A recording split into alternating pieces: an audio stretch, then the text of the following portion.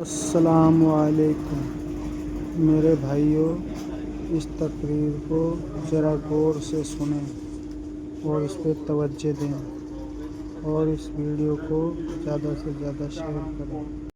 مدینہ پاک اللہ پاک سب کو زیارت نصیب فرمائے۔ مدینے میں ایک مائی رہتی ہے،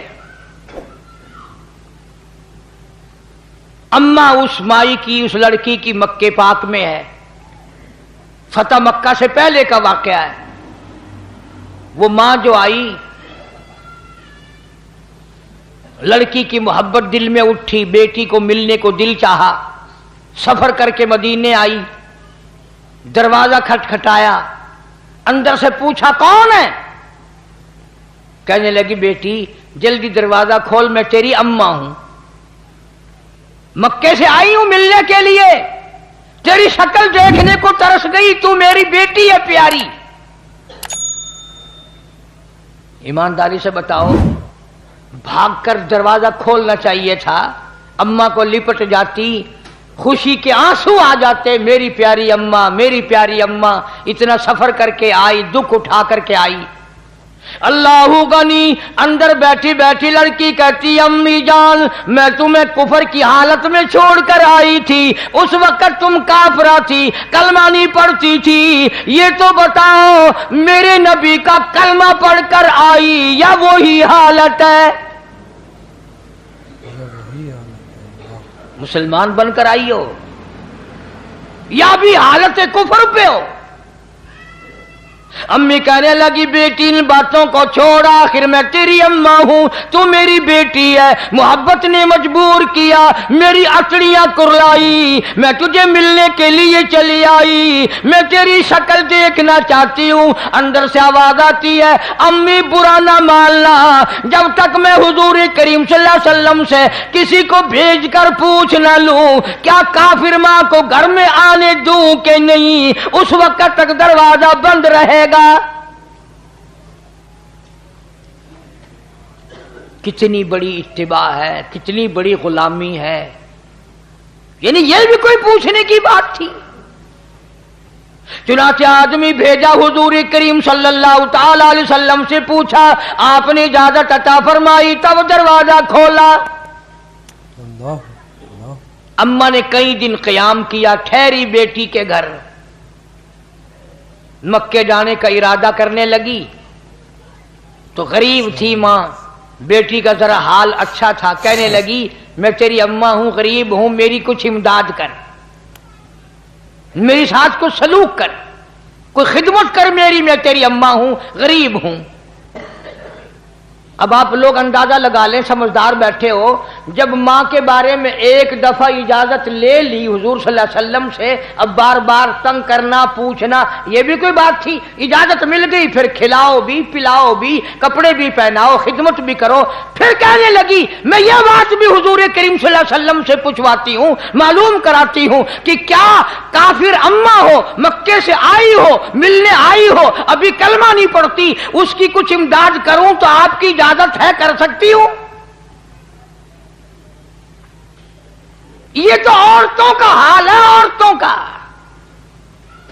آج کل تو قرآن سے، حدیث سے، نماز سے، سارے کاموں سے عورتوں کی چھٹی ہے، کیوں؟ جنت ان پہ واجب ہو گئی ہے، جنت ان کے باپ دادا کی ہے، پرواہ نہیں کرتی، نہ نماز کی پرواہ، نہ قرآن کی تلاوت کی پرواہ، نہ محمد عربی صلی اللہ علیہ وسلم کی سنت کی تابعداری کی پرواہ، نہ دوزخ کے انگاروں سے ڈرنا۔ اسی لیے فرمایا قرآن کریم نے قل متاع الدنیا قلیل، دنیا بہت تھوڑے دنوں کا سودا ہے، والآخرۃ خیر لمن اتقى ولا تظلمون فتیلا،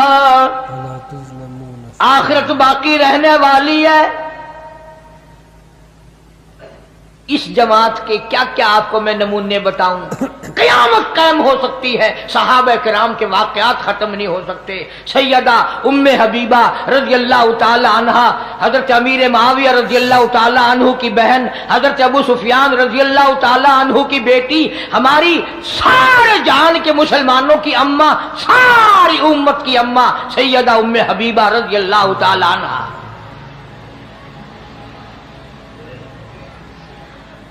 اور ایک اور بات بتاؤں، جس مائی کا میں ذکر خیر کرنے لگا ہوں، آپ صلی اللہ علیہ وسلم کے 11 نکاح ہوئے، آپ کی 11 شادیاں ہوئیں، سب سے زیادہ حق مہر اس ام حبیبہ کا مقرر ہوا 1000 دینار.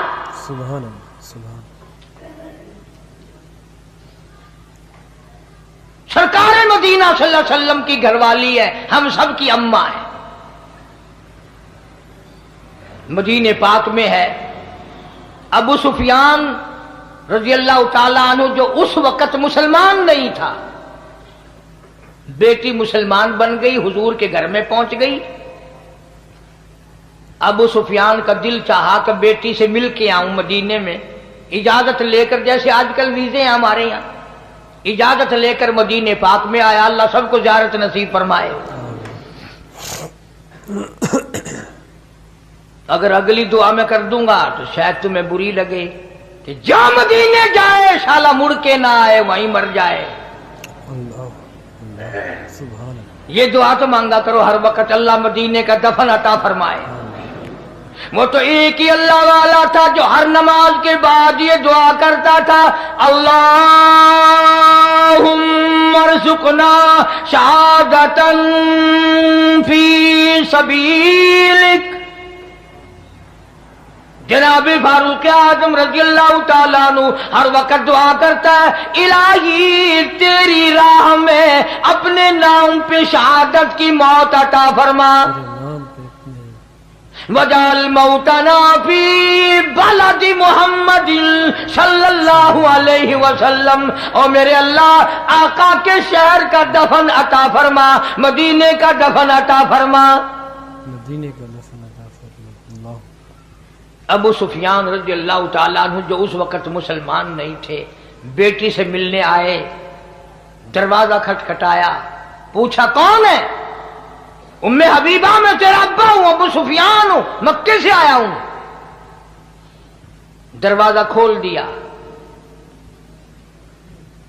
یہ بوری اور پٹسن کی جو ٹاٹ بنتی ہے، اس ٹاٹ کا حضور کریم صلی اللہ علیہ وسلم کا بستر مبارک ہے.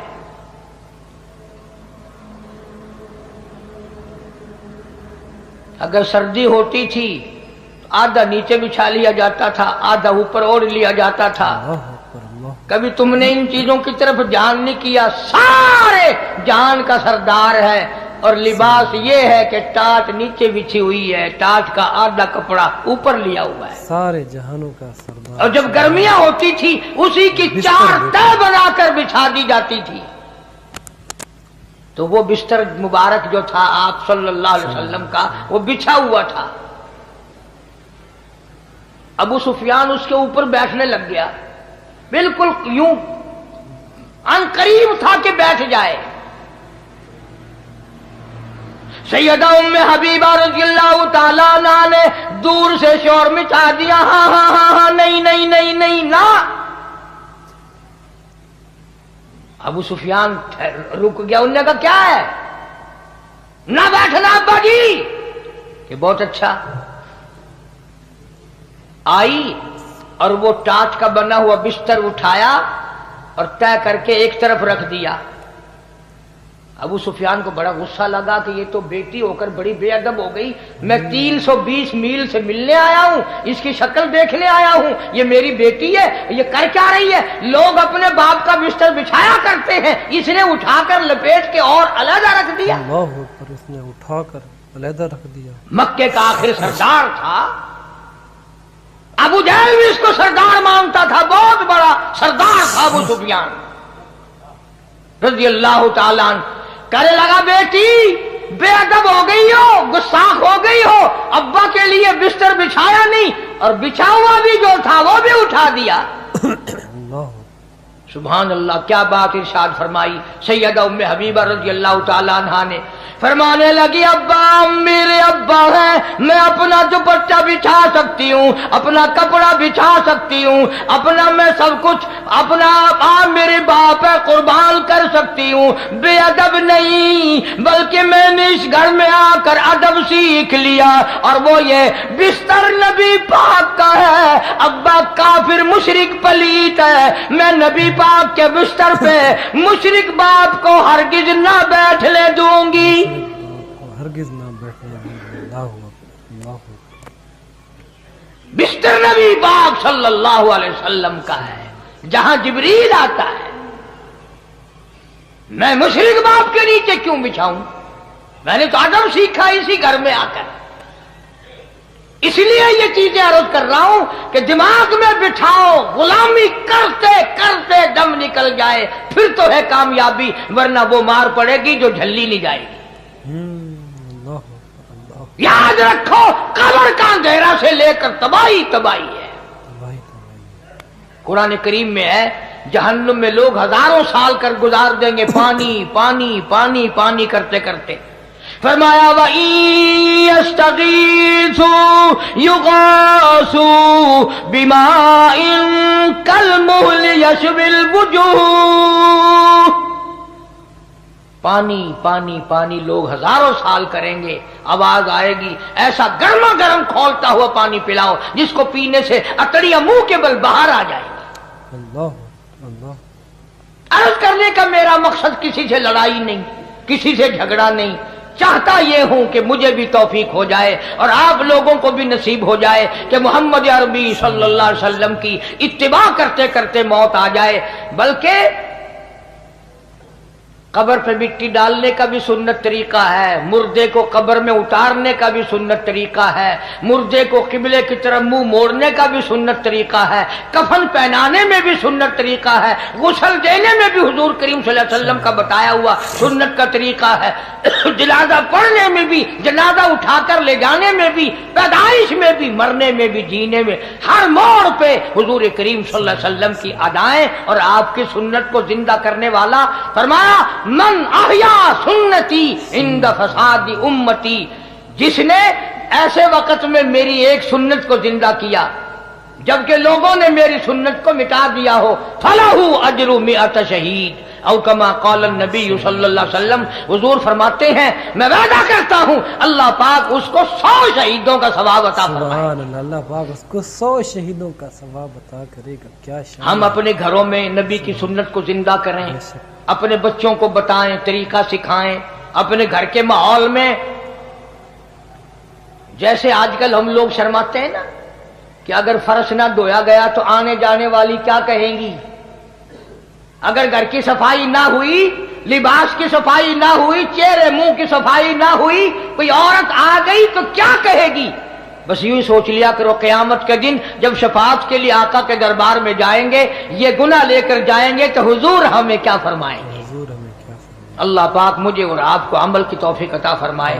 وآخر دعوانا الحمدللہ رب العالمین. سبحان اللہ, ماشاءاللہ, جزاک اللہ. دوستو اللہ پاک ہم سب کو اس بیان پر عمل کرنے کی توفیق عطا فرمائے. ماشاءاللہ خوبصورت انداز کے ساتھ, آسان انداز کے ساتھ قاری حنیف ملتانی صاحب اب لوگوں کے سامنے بیان فرما رہے تھے خوبصورت سے خوبصورت واقعات جناب حضرت محمد صلی اللہ علیہ وسلم کی سنت مبارکہ کے حوالے سے. قاری حنیف ملتانی صاحب نے اینڈ پر جو ہے سنت کے حوالے سے کافی کچھ بیان کیا. پہلے بیان فرمایا قاری حنیف ملتانی صاحب نے ایک واقعہ ایک بوڑھی ماں اور بیٹی کا کہ کافی عرصہ گزر چکا ہوتا ہے کہ ماں جو ہے علیحدہ رہی ہوتی ہے اور بیٹیاں جو اسلام قبول کر لیا ہوتا ہے اور مدینے میں آ جاتی ہے اور ماں جو ہے کافرہ ہوتی ہے اور وہ مکے میں رہتی ہے. کافی عرصہ ہو گیا دونوں کی ایک دوسرے سے ملاقات نہیں ہوئی, تو دونوں جو ہے ماں کا جو ایک دن بیٹھے بیٹھے جی چاہتا کہ میں اپنی بیٹی کو ملتا ہوں, دیکھتا ہوں. سبحان اللہ, ماشاءاللہ. وہ مکہ سے چلتی ہے, ابھی کافرہ ہے, اور مدینہ پاک میں پہنچتی ہے. ڈھونڈتے ڈھونڈتے بیٹی کا گھر ڈھونڈ لیتی ہے, دروازہ کھٹکھٹاتی ہے تو اندر سے آواز آتی ہے کون؟ تو بیٹی جواب دیتی ہے, تو ماں جواب دیتی ہے کہ اے بیٹی میں تیری ماں ہوں. تو اندر سے آواز دیتی ہے بیٹی کہ اے ماں ابھی تم کافرہ ہو یا مسلمان ہو گئی ہو تو دروازہ کھولوں.